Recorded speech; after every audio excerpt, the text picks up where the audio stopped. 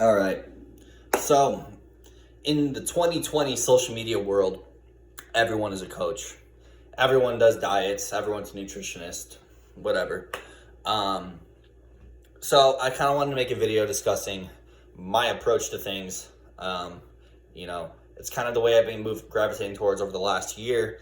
And then in November, I started working with a new coach who really did what I was starting to do, but way more lenient, way more variety in his diets. So I've really kind of adopted that. I started implementing it with my clients as well, because I've seen the benefits it had with me. And it was the direction I was already going.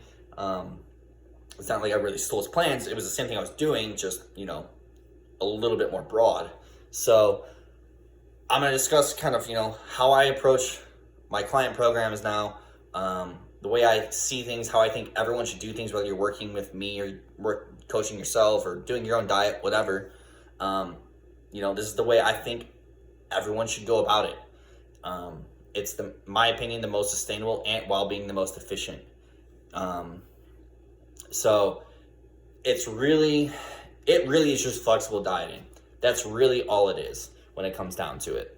The only thing is that it's like a structured version of it. So when I set up a plan, I'll figure out your macronutrient needs. I'll spread your protein evenly throughout, generally 4 to 6 meals, depending what your schedule is, all that sort of stuff. And from there, same thing for carbs and fats. I'll, spread them pretty evenly throughout the day. I'll generally drop the fats a little bit pre and post workout. But other than that, it's pretty even throughout everything.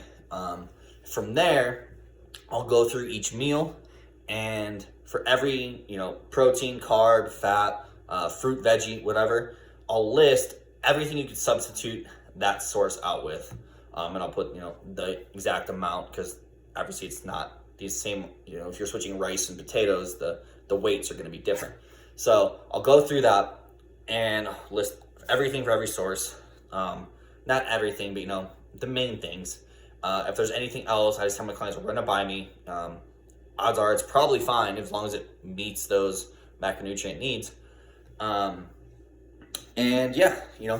how I go about stuff. So I really started doing this because, our body doesn't respond to our food the same way every single day, digestion-wise. Certain things can affect it, how much water we've had the day prior, how much sleep we got, what our stress levels are. All these things kind of come into effect, and being able to kind of adjust your meals accordingly to how you're digesting stuff, what your cravings are, that makes a huge difference. If I wake up in the morning and I'm craving, fucking pineapple, and my plan only has strawberries, is it really a big deal if I switch the two fruits out? No, it's not. But if you ask some coaches, it is a huge deal, and they'll freak the fuck out about it. But if you have a coach that tells you can't switch out blueberries for strawberries or pineapple for banana, whatever, you need to fucking fire that coach. But yeah, so what this does, it allows you to eat essentially whatever the fuck you want. Within the realm of whole food options, micronutrient dense meals, all that sort of stuff. It's not like a full blown flexible dieting approach where it's like just eat out, as much as you want, all this stuff. I try to get people, to cook their meals as much as they can.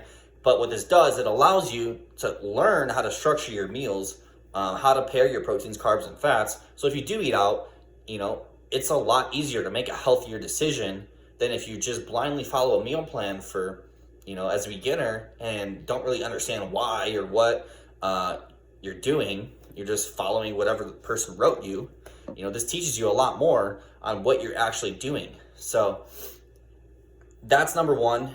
Adherence is a lot better when following a plan like this. For example, post Miami, when I started following like a really lenient plan with tons of variety, this was the first show that I've ever done where I didn't rebound badly. I didn't have any cravings. I didn't eat off plan. I didn't do any late night snacking, whatever. And now, 8 weeks post show, still single digit body fat. Whereas in the past, I'd generally be getting pretty soft because I'd be, snacking on rice cakes and peanut butter after finishing all my meals, going out and getting ice cream or shit like this because my plan was so restrictive that I was just craving shit. And now I have such a variety of micronutrients, switching out my fruit sources every day, my veggie sources, getting in, salmon or beef or whatever I want that day is like a fattier meat source. My carb sources are always different, whether it's pasta, egg noodles, rice, potatoes, oats, bread, whatever, tortillas, stuff like that. I'm not deficient in anything because I'm eating a little bit of everything, throughout the week. And I think that played a huge role in my mental state coming out of a show. And it's 2 months post show, and my adherence has been the same. I still go out and get a meal when I want with my girlfriend, usually just on like Friday or Saturday night. But other than that, I enjoy following my plan because it allows you to eat whatever you want. That's really what it is, as long as you can understand how to hit your macronutrients for each meal, then you eat whatever you want. You pair your meals how you want, prepare it differently. And it's so much more sustainable than following a plan where, every day at meal 3, you're getting steak and a sweet potato. No switching that out, no moving it around, nothing like that. There's not any way to live your life. So this is my approach to things. I think most people should follow a plan like this if you're not already. It